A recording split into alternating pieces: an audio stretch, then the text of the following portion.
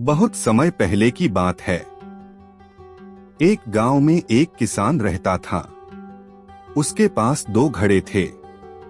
उन दोनों घड़ों को लेकर वह रोज सुबह अपने घर से बहुत दूर बहती एक नदी से पानी लेने जाया करता था। पानी भरने के बाद वह उन घड़ों को एक बांस की लकड़ी के दोनों सिरों पर बांध लेता और उसे अपने कंधे पर लादकर वापस घर तक लाता था। रोज सुबह उसकी यही दिनचर्या थी। दोनों घड़ों में से एक घड़ा सही सलामत था, लेकिन दूसरा घड़ा एक जगह से फूटा हुआ था। इसलिए जब भी किसान नदी से पानी भरकर घर तक पहुंचता, एक घड़ा पानी से लबालब भरा रहता और दूसरे घड़े से पानी रिसने के कारण वह घड़ा आधा खाली हो चुका रहता था। सही सलामत घड़े को खुद पर बड़ा घमंड था कि वह किसान के घर तक पूरा पानी पहुंचाता है। दूसरी ओर फूटा घड़ा खुद को नीचा समझता था और हमेशा शर्मिंदा रहता कि वह किसी काम का नहीं है। उसे ग्लानि महसूस होती कि उसके कारण किसान की पूरी मेहनत बेकार चली जाती है। एक दिन उस फूटे घड़े से नहीं रहा गया और उसने किसान से क्षमा मांगते हुए कहा, मालिक, मैं खुद पर बहुत शर्मिंदा हूँ। मैं ठीक तरह से आपके काम नहीं आ पा रहा हूँ। किसान ने पूछा, क्यों, ऐसी क्या बात हो गई?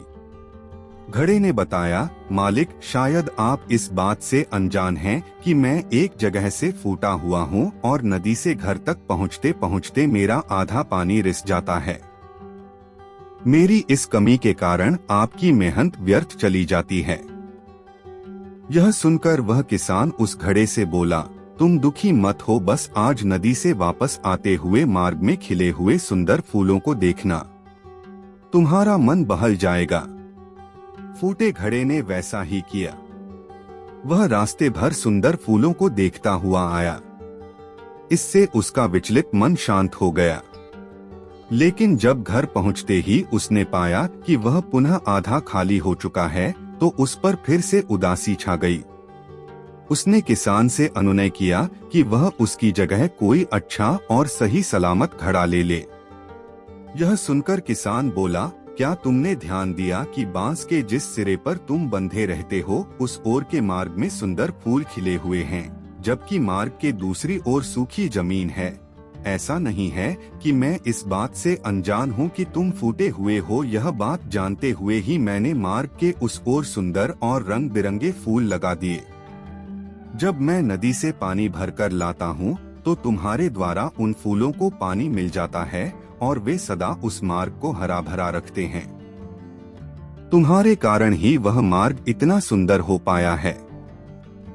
इसलिए तुम खुद को कम मत आंको। कोई भी ऊंचा या नीचा नहीं होता। इस दुनिया में हर इंसान को एक भूमिका मिली हुई है, जिसे हर कोई बखूबी निभा रहा है। इसलिए जो जैसा है, हमें उसे वैसा ही स्वीकारना चाहिए और उसकी कमजोरियों के स्थान पर उसकी अच्छाइयों पर ध्यान देना चाहिए। एक गांव में 6 अंधे व्यक्ति रहते थे। एक दिन उनके गांव में एक हाथी आया, जो पूरे गांव में चर्चा का विषय बन गया। सब उसे देखने जाने लगे, विशेषकर बच्चे। लंबी सूंड और पंखे जैसे कान वाले विशालकाय हाथी को देखकर बच्चे बड़े खुश थे। 6 अंधे व्यक्तियों को भी एक गांव वाले ने बताया कि आज गांव में हाथी आया है। हाथी के बारे में सुनकर उनमें जिज्ञासा जाग उठी। उन्होंने हाथी के बारे में सुना अवश्य था, किंतु छूकर उसके स्पर्श को महसूस नहीं किया था। एक अंधा व्यक्ति बोला, दोस्तों, इतना सुन रखा है हाथी के बारे में। आज गांव में हाथी आया है, तो मैं उसे छूकर महसूस करना चाहता हूँ। क्या तुम लोग नहीं चाहते? उसकी बात सुनकर अन्य 5 भी हाथी को छूकर महसूस करने के लिए लालायित हो उठे। वे सभी उस जगह पर पहुंचे जहां हाथी था। वे हाथी के करीब गए और उसे छूने लगे। पहले व्यक्ति ने हाथी के खंबे जैसे विशाल पैर को छुआ और बोला, ओह, हाथी खंबे जैसा होता है। दूसरे व्यक्ति के हाथ में हाथी की पूंछ आई, जिसे पकड़कर वह बोला, गलत कह रहे हो दोस्त, हाथी खंबे की तरह नहीं बल्कि रस्सी की तरह होता है। तीसरे व्यक्ति के हाथी की लंबी सूंड पकड़ी और कहने लगा, अरे नहीं, हाथी तो पेड़ के तने जैसा होता है। चौथे व्यक्ति ने हाथी के पंखें जैसे कान छुए और उसे लगा कि बाकी सब गलत कह रहे हैं। वो उन्हें समझाते हुए बोला, हाथी पंखें जैसा होता है। पांचवें व्यक्ति ने हाथी का पेट छूते हुए कहा, अरे तुम सब कैसे अजीब बातें कर रहे हो, हाथी तो दीवार की तरह होता है।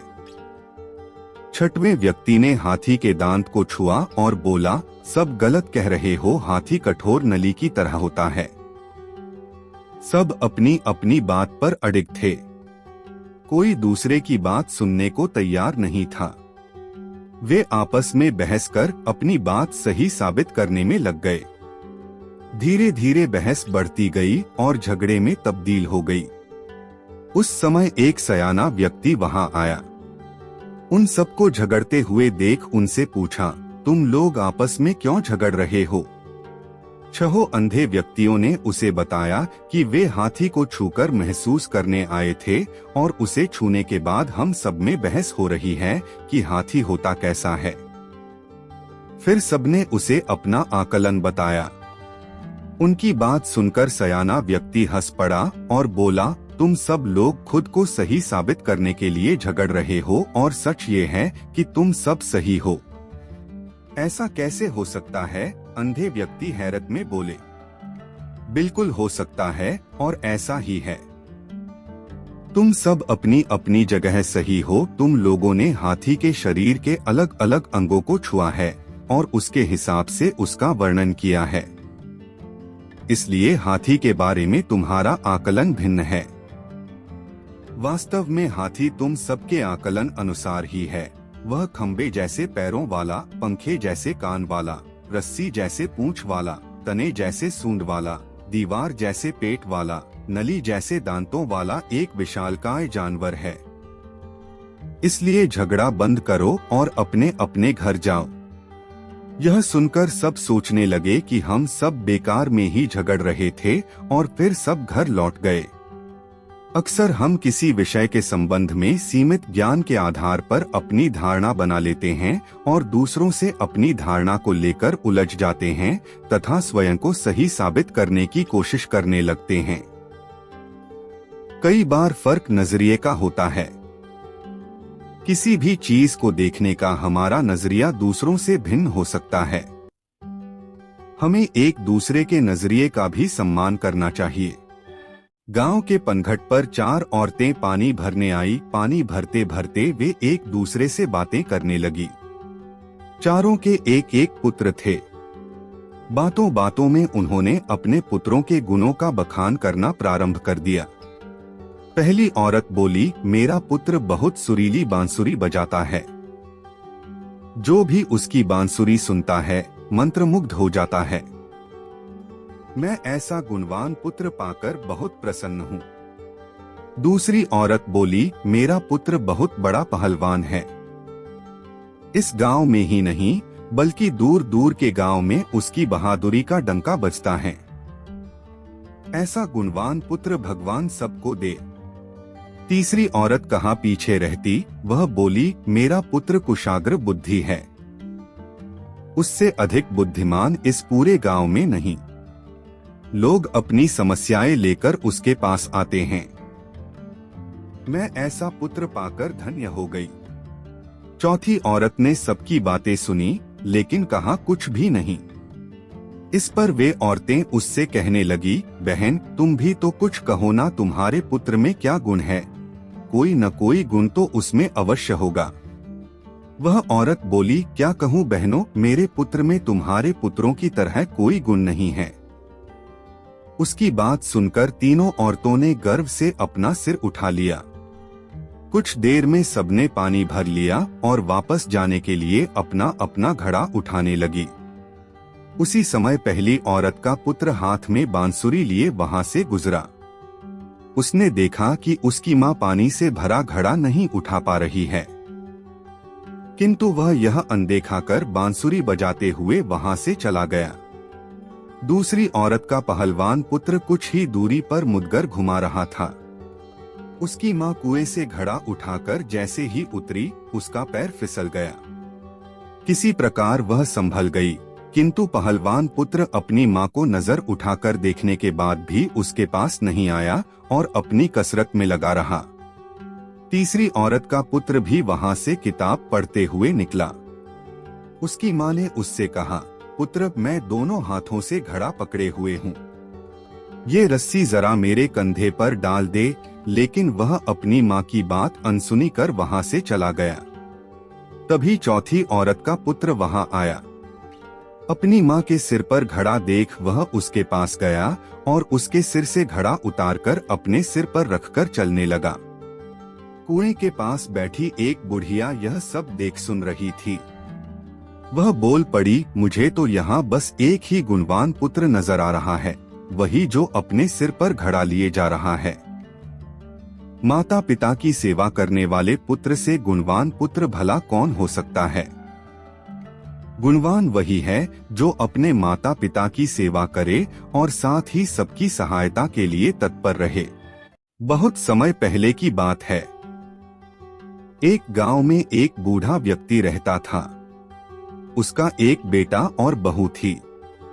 बूढ़ा व्यक्ति वस्तुओं के उपयोग के मामले में कंजूस था और उन्हें बचा बचा कर उपयोग किया करता था।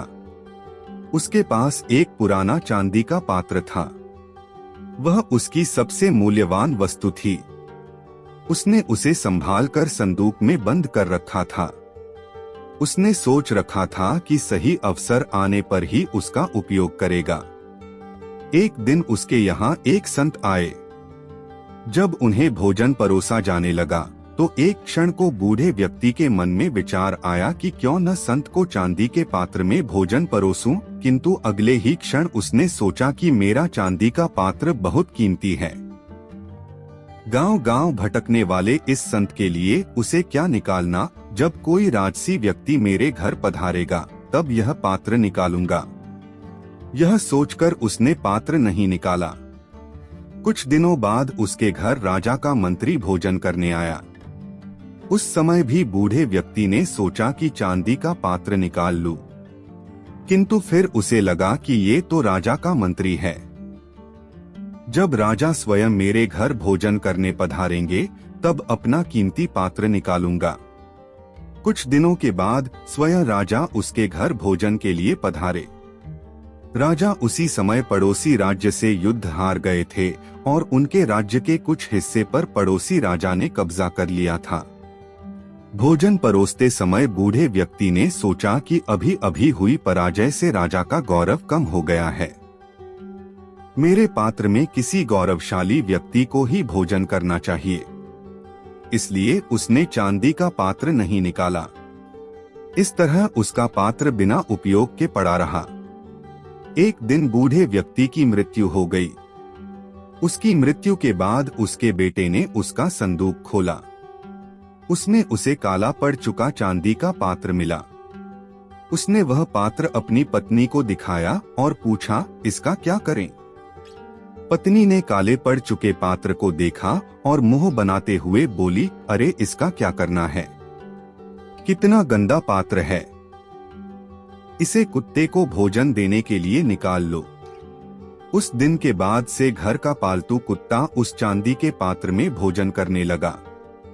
जिस पात्र को बूढ़े व्यक्ति ने जीवन भर किसी विशेष व्यक्ति के लिए संभाल कर रखा, अंततः उसकी ये गत हुई। किसी वस्तु का मूल्य तभी है जब वह उपयोग में लाई जा सके। बिना उपयोग के बेकार पड़ी कीमती वस्तुओं का भी कोई मूल्य नहीं। इसलिए यदि आपके पास कोई वस्तु है तो यथा समय उसका उपयोग कर लें। एक शहर में एक आलीशान और शानदार घर था। वह शहर का सबसे खूबसूरत घर माना जाता था। लोग उसे देखते तो तारीफ किए बिना नहीं रह पाते। एक बार घर का मालिक किसी काम से कुछ दिनों के लिए शहर से बाहर चला गया। कुछ दिनों बाद जब वह वापस लौटा तो देखा कि उसके मकान से धुआं उठ रहा है। करीब जाने पर उसे घर से आग की लपटें उठती हुई दिखाई पड़ी। उसका खूबसूरत घर जल रहा था। वहां तमाशबीनों की भीड़ जमा थी। जो उस घर के जलने का तमाशा देख रही थी। अपने खूबसूरत घर को अपनी ही आंखों के सामने जलता हुए देख वह व्यक्ति चिंता में पड़ गया। उसे समझ नहीं आ रहा था कि अब क्या करे, कैसे अपने घर को जलने से बचाए। वह लोगों से मदद की गुहार लगाने लगा कि वे किसी भी तरह उसके घर को जलने से बचा लें। उसी समय उसका बड़ा बेटा वहां आया और बोला, पिताजी घबराइए मत, सब ठीक हो जाएगा। इस बात पर कुछ नाराज होता हुआ पिता बोला, कैसे न घबराऊं, मेरा इतना खूबसूरत घर जल रहा है। बेटे ने उत्तर दिया, पिताजी माफ कीजिएगा, एक बात मैं आपको अब तक बता नहीं पाया था। कुछ दिनों पहले मुझे इस घर के लिए एक बहुत बढ़िया खरीदार मिला था। उसने मेरे सामने मकान की कीमत की 3 गुनी रकम का प्रस्ताव रखा। सौदा इतना अच्छा था कि मैं इनकार नहीं कर पाया और मैंने आपको बिना बताए सौदा तय कर लिया। ये सुनकर पिता की जान में जान आई। उसने राहत की सांस ली और आराम से यूं खड़ा हो गया जैसे सब कुछ ठीक हो गया हो। अब वह भी अन्य लोगों की तरह तमाशबीन बनकर उस घर को जलते हुए देखने लगा। तभी उसका दूसरा बेटा आया और बोला, पिताजी हमारा घर जल रहा है और आप हैं कि बड़े आराम से यहाँ खड़े होकर इसे जलता हुआ देख रहे हैं, आप कुछ करते क्यों नहीं? बेटा चिंता की बात नहीं है, तुम्हारे बड़े भाई ने ये घर बहुत अच्छे दाम पर बेच दिया है, अब ये हमारा नहीं रहा, इसलिए अब कोई फर्क नहीं पड़ता। पिता बोला, पिताजी भैया ने सौदा तो कर दिया था, लेकिन अब तक सौदा पक्का नहीं हुआ है, अभी हमें पैसे भी नहीं मिले हैं। अब बताइए इस जलते हुए घर के लिए कौन पैसे देगा? यह सुनकर पिता फिर से चिंतित हो गया और सोचने लगा कि कैसे आग की लपटों पर काबू पाया जाए।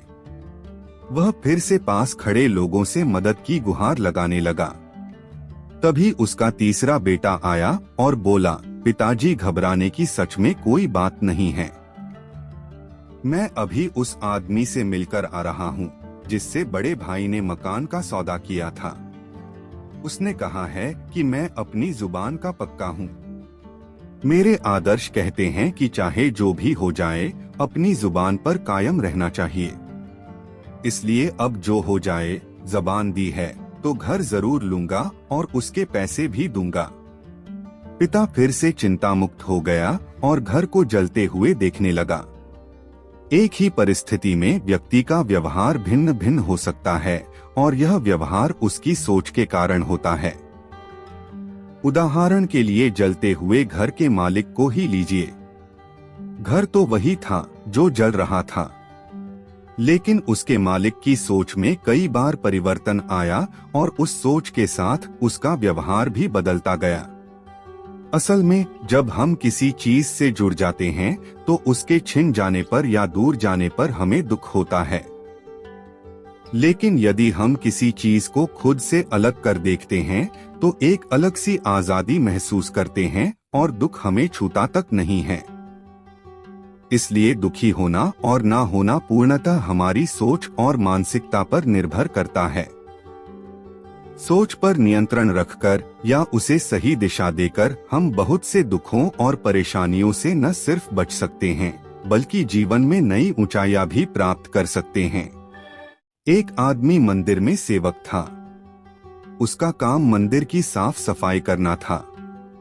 भक्तों और श्रद्धालुओं द्वारा दिए गए दान में से थोड़ा बहुत उसे मंदिर के पुजारी द्वारा दे दिया जाता। इसी से उसकी गुजर बसर चल रही थी। वह अपनी जिंदगी से बहुत परेशान और दुखी था। मंदिर में काम करते करते वह दिन भर अपनी जिंदगी को लेकर शिकायतें करता रहता। एक दिन शिकायत करते हुए वह भगवान से बोला, भगवान जी, आपकी जिंदगी कितनी आसान है, आपको बस एक जगह आराम से खड़े रहना होता है। मेरी जिंदगी को देखो, कितनी कठिन जिंदगी जी रहा हूँ मैं।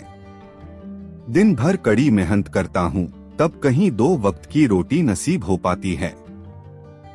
काश मेरी जिंदगी भी आपकी तरह होती। उसकी बात सुनकर भगवान बोले, तुम जैसा सोच रहे हो वैसा नहीं है। मेरी जगह रहना बिल्कुल आसान नहीं है। मुझे बहुत सारी चीजें देखनी पड़ती है, बहुत सी व्यवस्थाएं करनी पड़ती है। ये हर किसी के बस की बात नहीं है। भगवान जी कैसी बात कर रहे हैं आपका काम आसान ही तो है। आपकी तरह तो मैं भी दिन भर खड़े रह सकता हूँ। इसमें कौन सी बड़ी बात है? मंदिर का सेवक बोला। तुम नहीं कर पाओगे। इस काम में बहुत धैर्य की आवश्यकता पड़ती है। भगवान बोले, मैं जरूर कर पाऊंगा। आप मुझे एक दिन अपनी जिंदगी जीने दीजिए। आप जैसा बताएंगे मैं वैसा ही करूंगा। मंदिर का सेवक जिद करने लगा। उसकी जिद के आगे भगवान मान गए और बोले, ठीक है, आज पूरा दिन तुम मेरी जिंदगी जियो। मैं तुम्हारी जिंदगी जीता हूँ, लेकिन मेरी जिंदगी जीने के लिए तुम्हें कुछ शर्तें माननी होगी। मैं हर शर्त मानने को तैयार हूँ भगवान जी, सेवक बोला। ठीक है, तो ध्यान से सुनो। मंदिर में दिन भर बहुत से लोग आएंगे और तुमसे बहुत कुछ कहेंगे।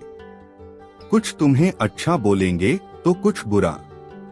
तुम्हें हर किसी की बात चुपचाप एक जगह मूर्ति की तरह खड़े रहकर धैर्य के साथ सुननी है और उन पर कोई प्रतिक्रिया नहीं देनी है।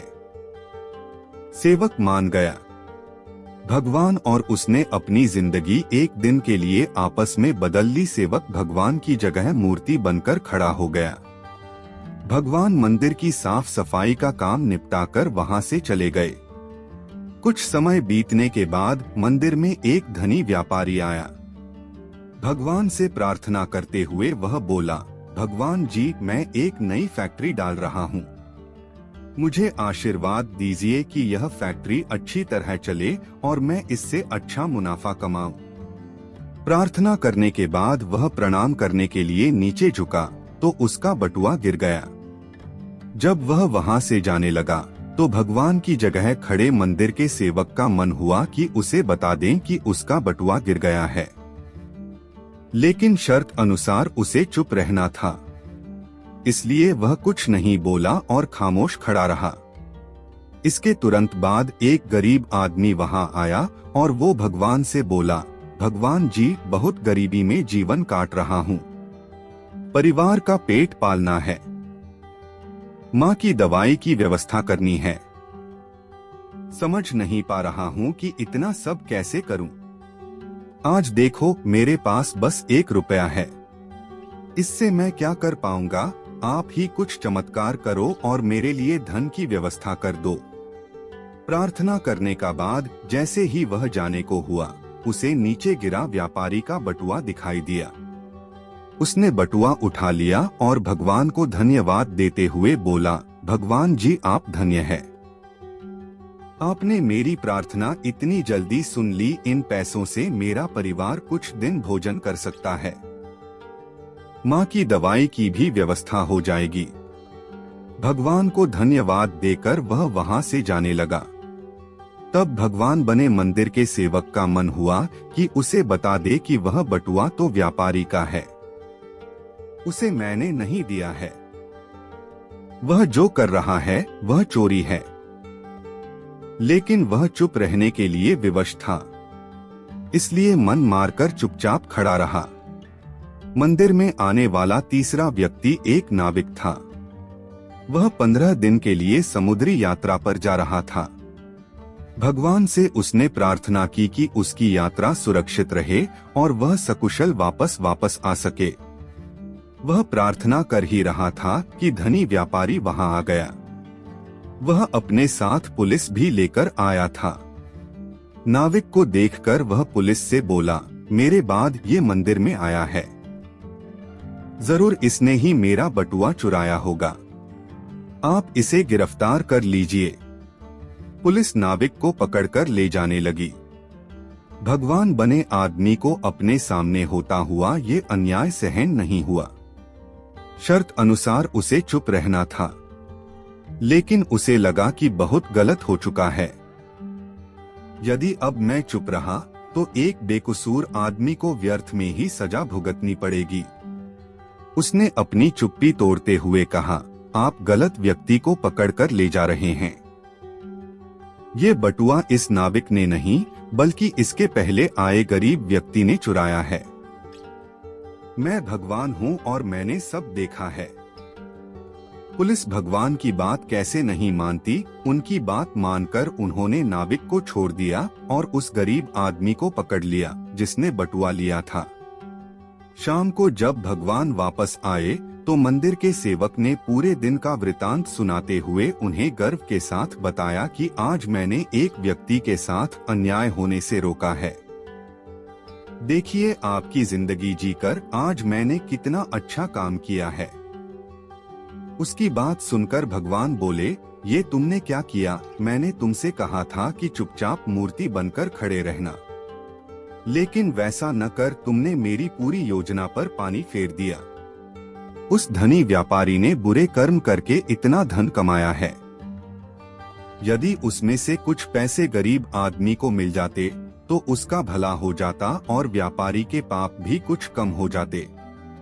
जिस नाविक को तुमने समुद्री यात्रा पर भेज दिया है, अब वह जीवित वापस नहीं आ पाएगा। समुद्र में बहुत बड़ा तूफान आने वाला है। यदि वह कुछ दिन जेल में रहता तो कम से कम बच जाता। सेवक को यह सुनकर एहसास हुआ कि वह तो बस वही देख पा रहा था जो आंखों के सामने हो रहा था। उन सब के पीछे की वास्तविकता को वह देख ही नहीं पा रहा था। जबकि भगवान जीवन के हर पहलू पर विचार कर अपनी योजना बनाते हैं और लोगों के जीवन को चलाते हैं। हम सब भी भगवान की योजनाओं को समझ नहीं पाते। जब हमारे साथ कुछ गलत हो रहा होता है या हमारे हिसाब से कुछ नहीं हो रहा होता है तो अपना धैर्य खोकर हम भगवान को दोष देने लगते हैं। हम ये समझ नहीं पाते कि इन सब के पीछे भगवान की कोई न कोई योजना छुपी हुई होती है। ऐसे समय में हमें भगवान पर विश्वास रखकर धैर्य धारण करने की आवश्यकता है। इसलिए चिंता न करें। यदि आपकी मर्जी से कुछ नहीं हो रहा तो इसका अर्थ है कि वह भगवान की मर्जी से हो रहा है, और भले ही देर से ही सही, भगवान की मर्जी से सब अच्छा ही होता है।